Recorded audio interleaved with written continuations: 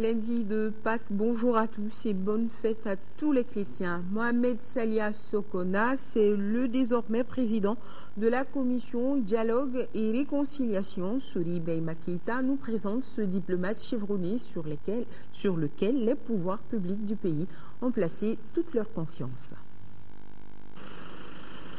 Stop pour la retraite dorée de Mohamed Salia Sokona. La crise malienne trouve un nouvel emploi pour cet ancien ministre, ancien diplomate de 66 ans, le désormais président de la commission Dialogue et Réconciliation. C'est un honneur, un privilège, mais en même temps, je sais que c'est une lourde responsabilité, une très lourde responsabilité. C'est un challenge. Administrateur civil de classe exceptionnelle, M. Sokona possède une très riche expérience dans le rouage de l'État, de l'administration et de la diplomatie. Ambassadeur au Burkina Faso et au Niger, puis en France, en Espagne, au Portugal, auprès de l'ordre souverain de Malte et du Vatican. Il l'aura été aussi auprès de la francophonie.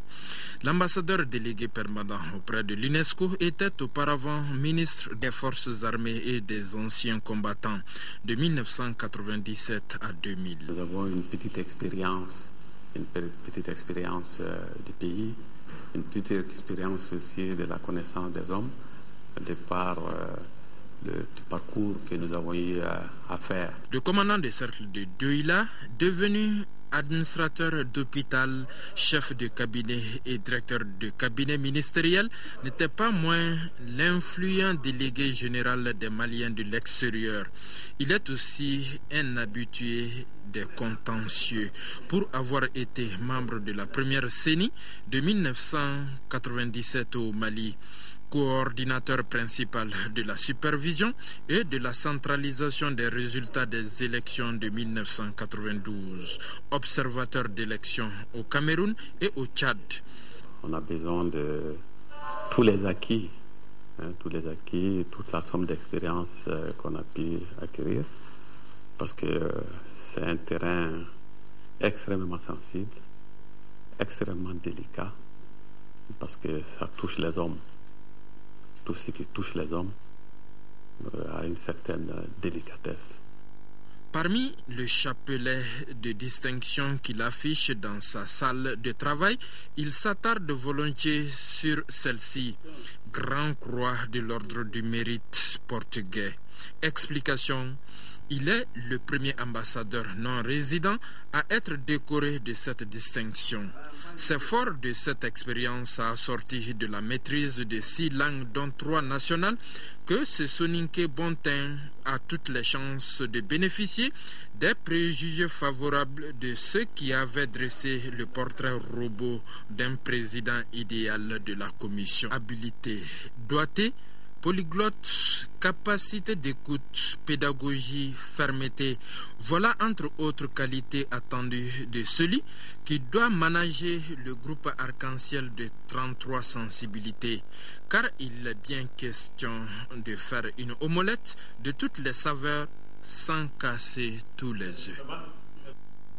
Le président de la commission Dialogue et Réconciliation sera assisté par 2 vice-présidents. Il s'agit de Mme Traoré Oumou Touré et de Meti Ag Mohamed Rissa. Qui sont-ils? Éléments de réponse avec Bourama Traoré.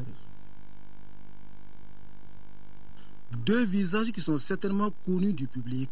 Mme Traoré Oumou Touré et Meti Ag Mohamed Rissa sont les vice-présidents de la Commission nationale de dialogue et de réconciliation.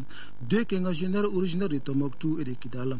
Tous les 2 sont également les produits de l'École normale supérieure de Bamako, spécialité philo-psychopédagogie et lettres psychopédagogie. Ils sont polyglottes et parlent couramment le français, l'anglais, le russe, l'arabe, le peul, le tamashek et le bambara. Les similitudes s'arrêtent là.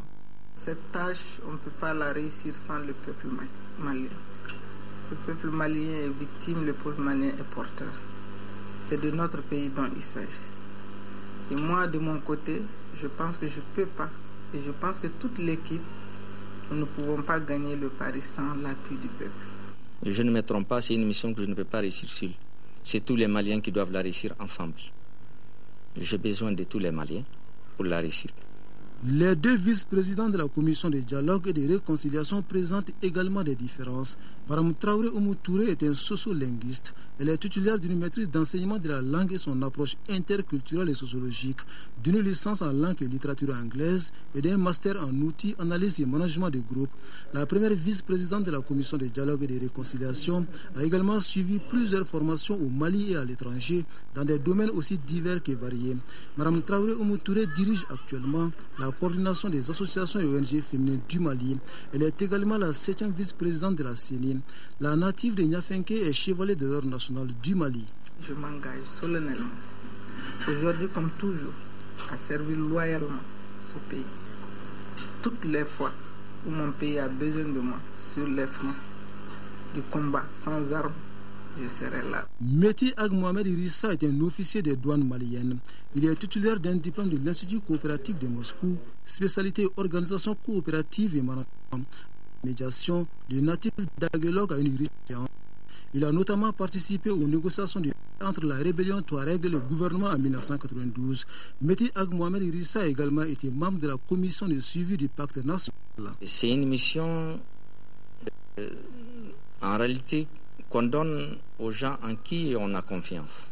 Et je mesure le poids de cette confiance. Je mesure également la portée de la mission. Parce que c'est une mission pour le peuple malien. Les deux vice-présidents vont donc assister le président de la commission de dialogue et de réconciliation pour permettre aux Maliens de se parler afin que le vivre ensemble devienne une réalité. Voilà, nous sommes lundi de Pâques. Hier dimanche, c'était la communion au sein de la communauté chrétienne. Prières et rencontres en famille ont meublé cette journée, nous signale Fadem Bakita qui a fait un tour dans la capitale. Jésus-Christ, le Messie promis dans l'Ancien Testament, a été crucifié et ressuscité au moment de la Pâque juive, selon le récit des évangiles. Depuis que cet événement extraordinaire s'est produit, ceux qui croient que le Seigneur est leur sauveur honorent ce jour. C'est conformément à cette tradition que dans bon nombre d'églises du pays, les différentes prières et chants invoqués implorent le Seigneur Jésus pour une paix durable au Mali. Ô Éternel, nous te confions les autorités de ce pays entre tes mains, au nom de Jésus.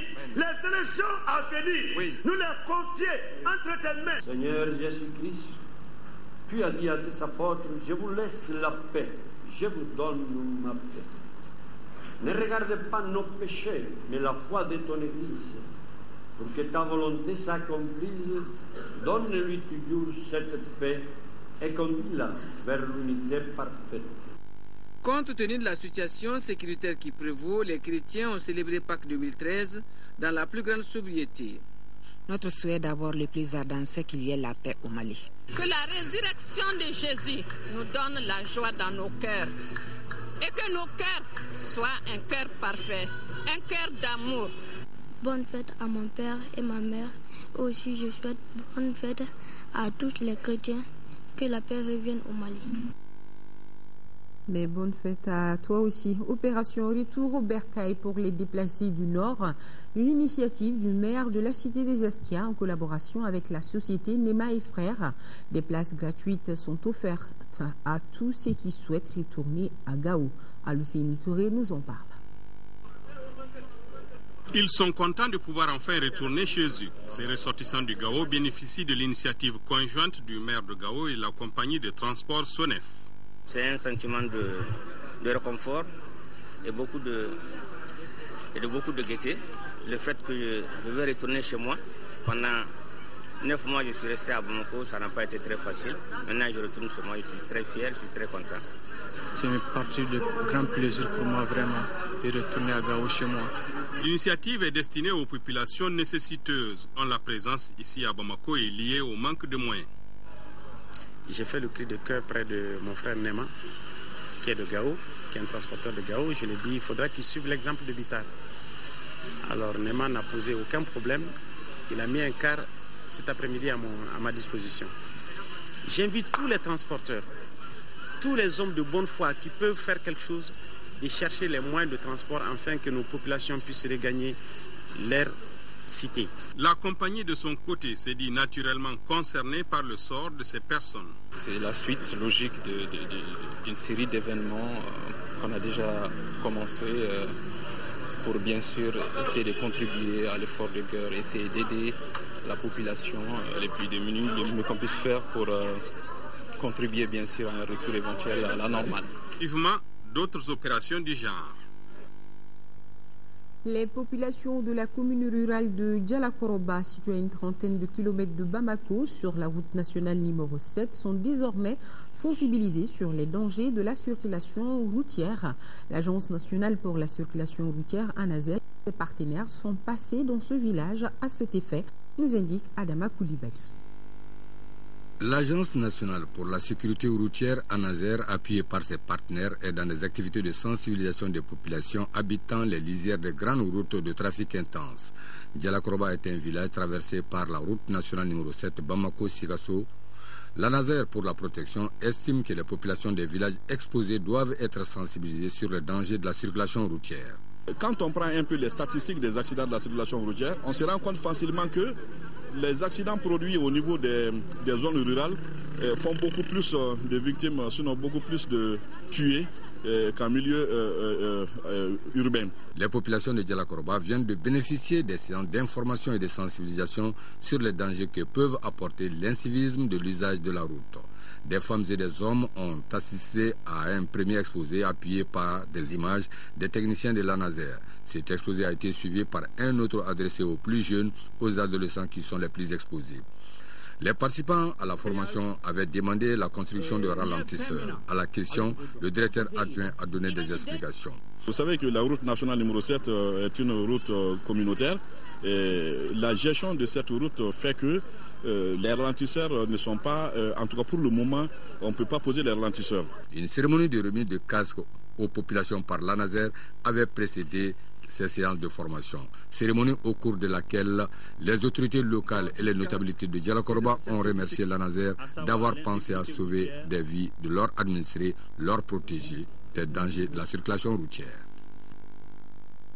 L'Union pour la République et la démocratie, URD, apporte son soutien aux victimes de l'incendie de Caille.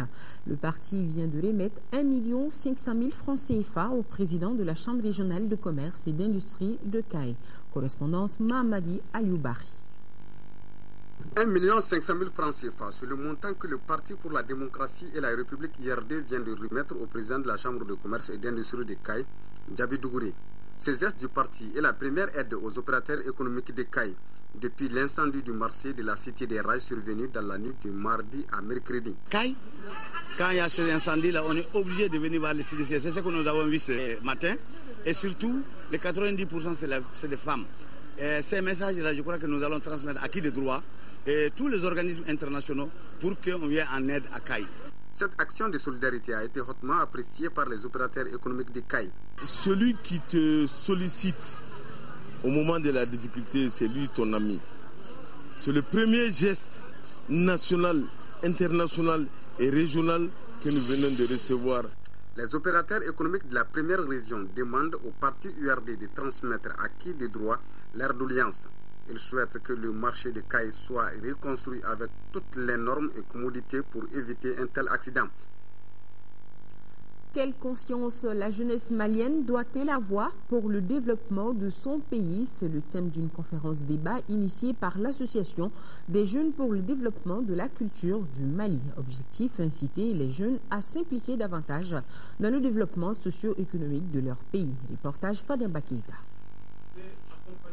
Le rôle de la jeunesse dans la société traditionnelle, l'influence des sociétés d'information sur la jeunesse, l'implication de celle-ci dans les activités sociopolitiques sont entre autres axes retenus par le conférencier du jour. Nos aînés, ils sont passés par un certain nombre de chemins qui ont fait que ce pays a été un grand pays.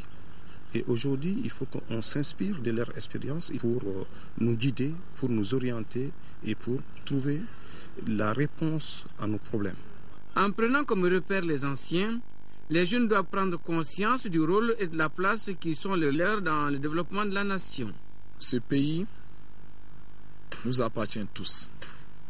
C'est nous, les jeunes, qui devons faire la renaissance de ce pays. Donc il faut que la jeunesse prenne conscience et écoute les parents. La marraine trouve l'initiative patriotique. Le Mali est en train de vivre l'un des moments les plus difficiles de son histoire. Donc si une association choisit ce moment pour traiter un thème sur le développement du pays, je pense que c'est une très bonne chose. La conférence, qui a également enregistré la participation des représentants de l'association des jeunes ressortissants de Ségou, est un éveil collectif de conscience et de renforcement des capacités de notre jeunesse. L'association a pour but non seulement de promouvoir l'entente de la fraternité entre ses membres, mais aussi de participer pleinement au développement économique, social et culturel du pays. Fin de ce journal. Merci de votre aimable attention. La grande édition sera une présentation de Aïssata Ibrahim Maïga. Bonne journée de repos à tous et je vous dis à demain.